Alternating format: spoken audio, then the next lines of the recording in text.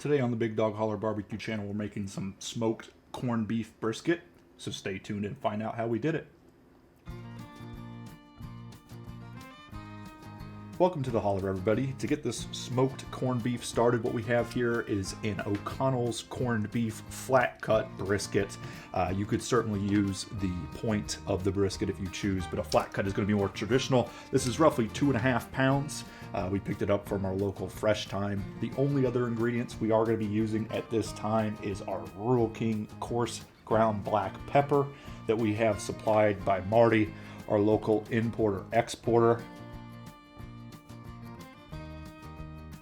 So thank you very much, Marty. So once again, you could use a point cut of the brisket if you want a little bit more fatty corned beef. Certainly we prefer a little bit leaner on our sandwiches or just on our plate that we're going to be serving today. All we have to do to get things started, we're going to open this package up. We are going to give it a rinse. This is the one time it should be socially acceptable to rinse your meat. And we're going to pull out the little seasoning packet. As you can see, if you can see underneath there, it did come with a spicing packet included. So we will use that after we layer the pepper on, but we'll be back once we rinsed off this flat cut. So we have our corned beef brisket flat out of the packaging here, and we've taken a paper towel and pat it dry after we rinsed it off. What rinsing it's going to do is get some of that salt solution off the outside, make it a little bit more tame on the salt end there. You certainly could soak it in water and draw even more of that out, but we're not going to do that today. As you can see, there's a little bit of a gash here, likely from where they hung the brisket in the factory, but not going to be the end of the world there. What we're going to do from here, we have this side pat dry as well. As you can see, that fat cap is pretty thick on this side and pretty hard as well. So we're going to take our knife and trim some of that off, and we'll be right back. So as you can see, we have some of the fat cap trimmed off there, just making it a lot more even, roughly a 1/2 inch to 1 inch of fat on there. And it's no longer as firm as it was before, and that's simply not going to render out in the smoking process. So the next step, we're going to take our coarse ground black pepper from Rural King, get a nice layer on top. This is going to help attract the smoke in our Weber Smokey Mountain. Get the sides here as well, pat that in, flip this over, get every side as well covered as possible, get that pat in. And this is some nice thick pepper here, get that side as well. And since we have a little bit of a gash, we'll try to get some on the inside there. This side may not be the best, but once again, it's not that big of a deal. So next we have the little seasoning packet that came with the corned beef brisket here from O'Connell's. Get that nice and soaked in there. Try to get some of the sides covered as well. Get this side covered. Flip that back over, just to the best of our ability. Get that fat cap covered as well here. And then we're going to let it sit roughly 15 to 30 minutes as our Weber Smokey Mountain heats up. Currently running some Jealous Devil charcoal briquettes along with some Bear Mountain barbecue woods hickory logs in our 22-inch Weber Smokey Mountain, cranking it up to roughly 250 degrees. So we'll see you then.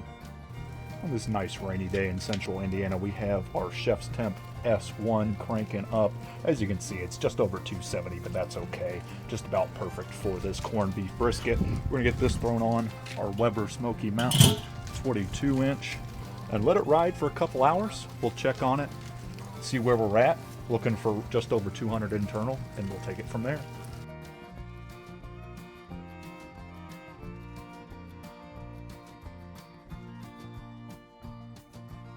So after about 4 hours, let's take a look at our corned beef here. As you can see, starting to get some great color. We're going to go ahead and pull it off and get it wrapped in some peach paper just to speed things up a little bit. So we'll meet you inside.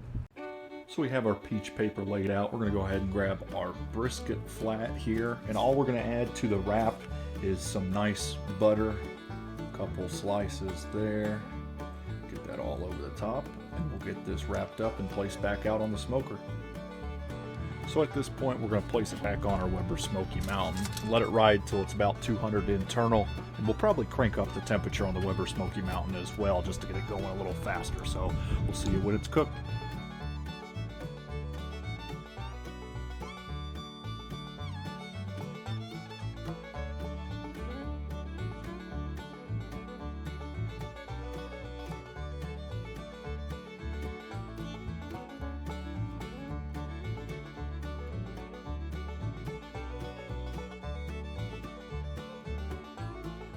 Alright, so we have our corned beef fully unwrapped here. As you can see, it shrunk up a good bit, but this was just a portion of the brisket's flat. It was only roughly 2.5 pounds. After another 3 hours wrapped on the Weber Smokey Mountain, we did bring it back inside, threw it in the oven for a little bit, and then let it rest for another 30 minutes there.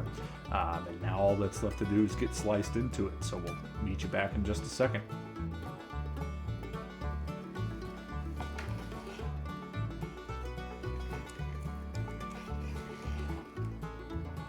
So now we have a couple slices of our corned beef here. Key thing to keep in mind with a brisket, you want to slice away from the grain, or against the grain I should say, but let's pick up a slice. As you can see, incredible pink color on the inside from the brine, and a great bark on the outside from our seasonings as well. You can certainly pair this with your favorite Irish beer. For me personally, my favorite Irish beer is a whiskey and diet. But now that all that's left is to enjoy, so whoever eats the most gets the most, so dig in.